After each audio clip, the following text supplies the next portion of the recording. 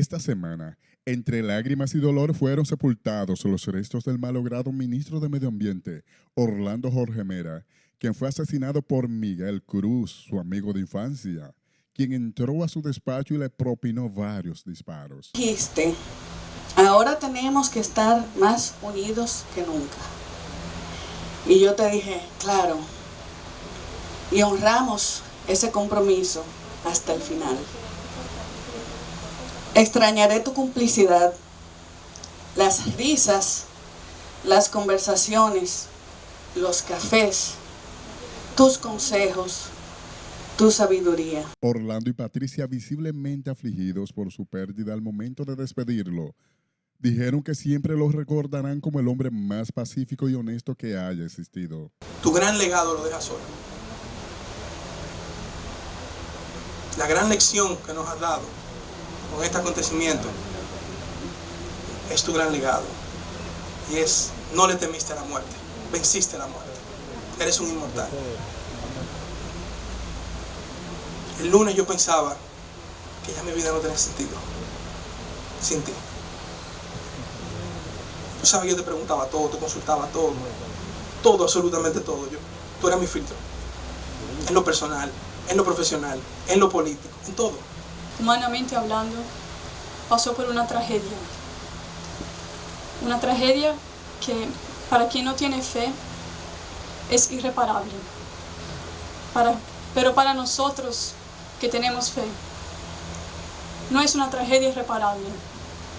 Porque mi papá murió con la fe de un hombre católico y ahora está en mejor lugar. De su lado, el periodista Guillermo Gómez, uno de los mejores amigos del asesinado ministro, resaltó sus cualidades. Orlando pagó el precio de hacer las cosas bien, como funcionario responsablemente en las altas tareas que le encomendó su amigo, el presidente Luis Abinader.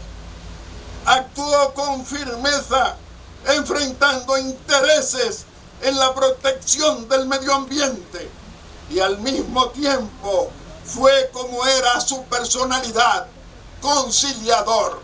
El asesinato del ministro consternó a la sociedad dominicana, que además reaccionó con preocupación ante el aumento de la violencia en el país. Las honras fúnebres del malogrado ministro iniciaron con una misa de cuerpo presente en el Palacio Nacional. Allí, el presidente Luis Abinader reconoció los retos y peligros a los que se enfrentan los funcionarios públicos.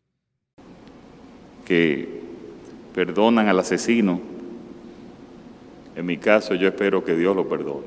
Que lo perdone Dios, fueron las palabras del mandatario al hablar durante la misa de cuerpo presente en la Capilla San Rafael Arcángel del Palacio Nacional, un día después de la muerte a tiros del ministro de Medio Ambiente a manos de un amigo de infancia. Es inevitable para todos nosotros la tristeza, aceptar este hecho y las lágrimas en público y en solitario. Tenemos también que buscar la fortaleza para continuar, que es lo que él también nos hubiese pedido. Visiblemente afectado, el presidente Abinader destacó que pese a las presiones que implica desempeñar un cargo como servidor público, el ministro Jorge Mera nunca se doblegó. No es un premio, sino es un gran compromiso que nos lleva a muchos retos y muchos peligros. Y solamente la pasión de servir con justicia, con transparencia, romper los viejos esquemas, es lo que nos lleva a nosotros a resistir y a continuar administrando como el pueblo requiere y como las circunstancias nos obligan. En tanto, el hijo del fenecido ministro, Orlando Jorge Villegas, descartó que su padre tuviese algún conflicto con el hombre que le quitó la vida. Sí, era una persona, yo conocía a esa persona desde que nací. El padre de esa persona, cuando mi abuelo era presidente, fue jefe de la Fuerza Aérea, o sea, era una persona muy conocida de mi familia, de mis abuelos. No sé qué le pasó por la cabeza. No sé. Mi padre, nada. Es más, mi padre circunstancialmente lo veía porque hasta eran amigos hasta que ocurriera esto. A la misa de cuerpo presente también participaron la vicepresidenta de la República, Raquel Peña, la primera dama, Raquel Arbaje, altos funcionarios, los presidentes de las cámaras legislativas y de las altas cortes, entre otras personalidades. El Ministerio Público depositó la solicitud de medida de coerción contra el empresario Fausto Miguel Cruz, acusado de asesinar de varios disparos al ministro de Medio Ambiente Orlando Jorge Mera en su despacho. El imputado habría planificado el asesinato del ministro de Medio Ambiente airado por negarse a darle un permiso para exportar 5.000 toneladas de baterías usadas. Miguel Cruz gozaba de la confianza del malogrado funcionario, lo que facilitó llegar hasta su despacho, donde realizó 13 disparos, logrando impactar con 6 de ellos a Jorge Mera, materializando así su plan de acabar con la vida del funcionario. La verdad es que esto ha sido una tragedia que de ambos lados ha sido muy difícil. Tras asesinar al ministro Jorge Mera, a Fausto Miguel Cruz les fueron ocupadas 2 armas de fuego en su vehículo, al que dejó abandonado en la sede de la institución, de donde salió a pie y luego abordó una motocicleta que lo llevó hasta la iglesia Jesús Sumo Sacerdote. Eso es una posición socorrida del Ministerio Público de que va a enfrentar penas así.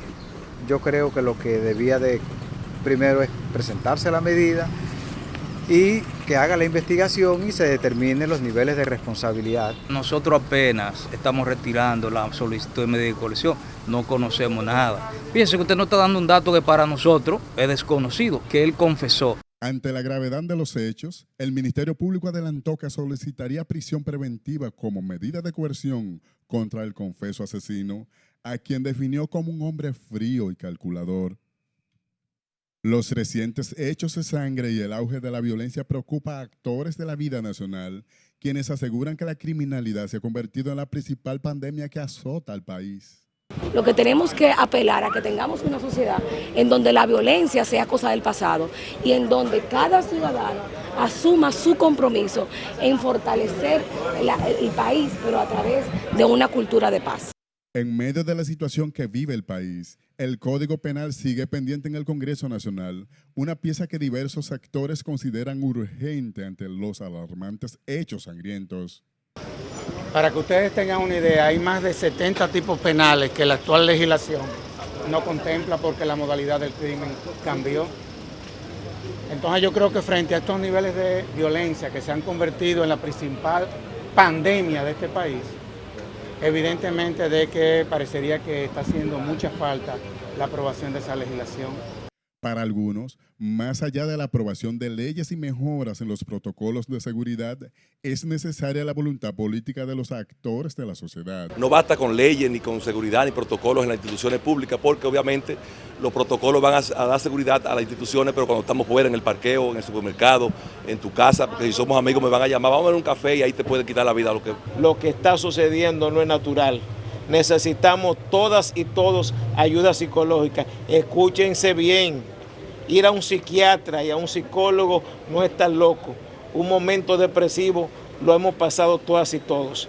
El ex pelotero David Ortiz, víctima de un atentado que casi le arranca la vida, llama a no culpar a todos los dominicanos de violencia y prefiere que en la República Dominicana se promueva el sosiego y la calma.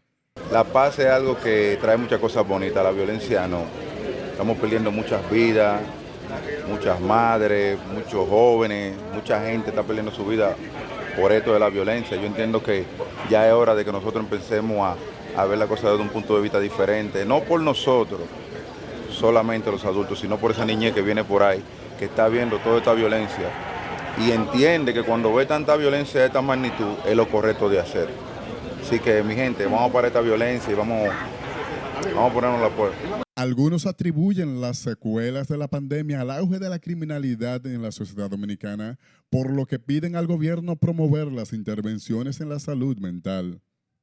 El auge de la violencia y sus trágicos resultados es un tema que mantiene preocupado a los diferentes sectores de la sociedad y el Congreso no es la excepción. Hay que empezar a desarmar.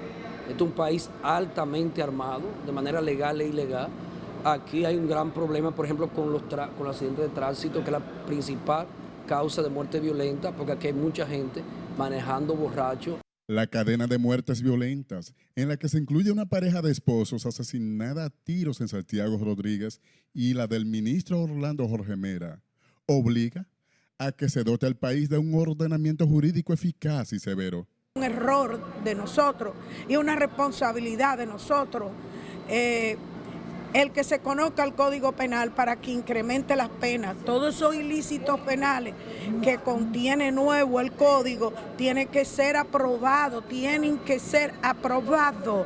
Pero Ramón Ceballos considera que para detener el delito en el país no es necesario la creación de más leyes. Ahí tenemos casos recientes, tenemos 2 casos recientes, el de los tucanos, admitido incluso por los que vendieron eso. Tú tienes lo que ocurrió en los Tres Brazos, que todo el mundo sabe lo que pasó ahí, y sin embargo tú tienes un poder judicial que viene y te exonera a los responsables de eso. Entonces aquí solamente se ve y se necesita para algunos sectores que se aplique un nuevo código, pero con el código que tenemos pues nosotros podemos operar. Todos coinciden en que el actual código ofrece las herramientas legales para que el Ministerio Público logre la pena máxima de 30 años de prisión contra Miguel Cruz, asesino confeso de su amigo de infancia Orlando Jorge Mera. De su lado, en las más recientes alertas de viajes, Estados Unidos advierte a sus ciudadanos tener mayor precaución si visitan la República Dominicana, debido al incremento de actos delictivos en el país. Sin embargo, la advertencia del gobierno estadounidense a sus ciudadanos sobre la violencia y criminalidad en la nación de los dominicanos no cayó muy bien en la vicepresidenta Raquel Peña y el expresidente Hipólito Mejía, aunque considera que es un derecho de los Estados Unidos hacer las recomendaciones que entienda a sus nacionales. La vicepresidenta de la República aseguró que el gobierno trabaja duro para llevar paz y seguridad a los dominicanos. Tienen la libertad de advertir cada vez que ellos quieran. Nosotros lo que tenemos es la responsabilidad de seguir trabajando para seguir garantizando pues esa seguridad que en República Dominicana, si Dios quiere, seguimos trabajando para poder seguir logrando tenerla. Pero hacemos un llamado a toda la ciudadanía que dejen a un lado la violencia y que realmente pues nos acerquemos más a Dios para que nosotros podamos seguir disfrutando de un país como el que tenemos, un país en donde se respira una tranquilidad y en donde se respira una seguridad que al costo de lo que sea vamos a seguir manteniéndola. El exmandatario dijo que carece de simpatía esta advertencia del gobierno norteamericano, asegurando que quienes visitan Estados Unidos corren mayor riesgo por los tiroteos que se han registrado en distintas ciudades de esa nación. Hay mucho desconocimiento en la estructura del poder de Washington, de lo que pasa en muchos de nuestros países. No desde ahora, desde hace muchos años. Eso es una rutina, pero no es nada simpático. Los robos a mano armada, los homicidios y las agresiones sexuales son algunos de los hechos que mencionan las autoridades norteamericanas como motivo de preocupación en toda la República Dominicana. En el Congreso Nacional también respondieron al llamado que hizo Estados Unidos a sus ciudadanos que tengan cuidado al visitar la República Dominicana. Debemos cuidarnos en todas partes, pero Estados Unidos no puede calificar a República Dominicana en ese nivel. Es una exageración. ¿Y cómo afecta esto? Podría ser un celo. Yo lo vería como un celo de que esto es un paraíso de inversión. Las autoridades estadounidenses pidieron a su gente, una vez en territorio dominicano, estar pendientes de los niveles criminales. Independientemente de la ola de violencia que está viviendo el país, el tema de la inseguridad ciudadana, yo entiendo que debe ser combatido sin miramientos. O sea, el país, la gente sale aterrada a las calles y de hecho ya de noche ustedes ven que el flujo de personas ha ido disminuyendo porque hay un terror generalizado a ser atracados, a ser asesinados. La vocera del PRD en la Cámara de Diputados reconoce que la violencia criminal es un desafío innegable, pero asegura que la inseguridad norteamericana, sobre todo en las secuelas, debe constituir una mayor preocupación para el Imperio del Norte. Estados Unidos no es un referente para llamar la atención en nuestro país. Sí estamos mal, sí tenemos que prestarnos atención, sí lo que está pasando con nosotros debe de alertarnos y debemos de ponerle un alto a lo que nos está pasando para no seguir aumentando la criminalidad, pero no son ellos los que nos tienen que llamar a la atención. La muerte a tiros de Orlando Jorge Mera, ministro de Medio Ambiente, es una de las más recientes y notorias manifestaciones de violencia social, por lo que el presidente Luis Abinader ha llamado a los dominicanos a reflexionar y promover una cultura de paz. En otro escenario, el presidente Abinader aprovechó el encuentro con líderes empresariales de la región en el marco de la Cumbre de las Américas para promover el país y atraer mayor inversión extranjera. El mandatario dominicano continuó su agenda internacional para captar nuevas cooperaciones. A nosotros lo que nos interesa realmente es nosotros poder que el país tenga las inversiones, que ganen todos, que ganen los empresarios que van, que creen empleos en nuestro país, pero al mismo tiempo también la muy especial situación en que se encuentra el mundo con una guerra que lo que ha hecho es disparar todos los precios de los commodities, todos los precios de las materias primas y especialmente del petróleo. El jefe de Estado dijo que las reuniones continuarían en el marco de las estrategias del gobierno de aprovechar el escenario para afianzar la recuperación post-COVID. Ya empecemos, el día desde mañana vamos a empezar a hablar y ver lo que significa esta alianza y entonces ahí ya podemos ver con más detalle realmente qué podemos hacer. Al ser abordado por periodistas en el evento, Abinader volvió a referirse al tema haitiano insistiendo en que la comunidad internacional debe auxiliar a la vecina nación para que se refleje el apoyo económico.